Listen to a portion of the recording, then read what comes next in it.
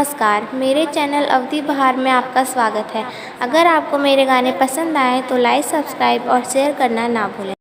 हमसे चूल्हा पे रोटी ना सेकाई पिया, आटा ना सनाई पिया ना। हमसे चूल्हा पे रोटी ना सेकाई पिया, आटा ना सनाई पिया ना। ओ हमसे चूल्हा पे रोटी ना सेकाई पिया, आटा ना सनाई पिया ना।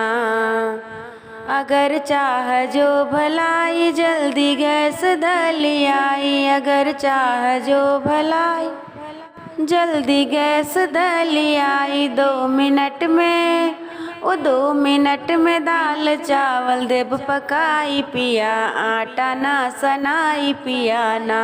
2 मिनट में दाल चावल देब पकाई पिया, आटा ना सनाई पिया ना। ओ हमसे चूल्हा पे रोटी ना सेकाई पिया, आटा ना सनाई पिया ना। हमसे चूल्हा पे रोटी ना सेकाई पिया, आटा ना सनाई पिया ना। ओ हमरी कमर कमजोर होला दर्द पोरे पोर, हमरी कमर कमजोर। ओ हमरी कमर कमजोर होला दर्द पोरे पोर। अबही कोमल बा, अबही नरमी बा हमरी कलाई पिया, आटा ना सनाई पिया ना। अबही कोमल बा हमरी कलाई पिया, आटा ना सनाई पिया ना। ओ हमसे चूल्हा पे रोटी ना सेकाई पिया, आटा ना सनाई पिया ना। हमसे चूल्हा पे रोटी ना सेकाई पिया, आटा ना सनाई पिया ना।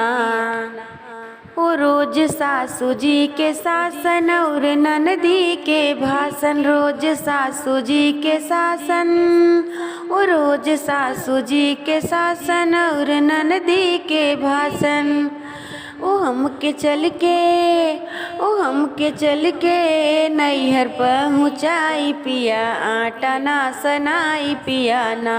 हमके चल के नैहर पहुँचाई पिया, आटा ना सनाई पिया ना। हमसे चूल्हा पे रोटी ना सेकाई पिया, आटा ना सनाई पिया ना। ओ हमसे चूल्हा पे रोटी ना सेकाई पिया, आटा ना सनाई पिया ना। हमसे चूल्हा पे रोटी ना सेकाई पिया, आटा ना सनाई पिया ना। हमसे चूल्हा पे रोटी ना सेकाई पिया, आटा ना सनाई पिया ना।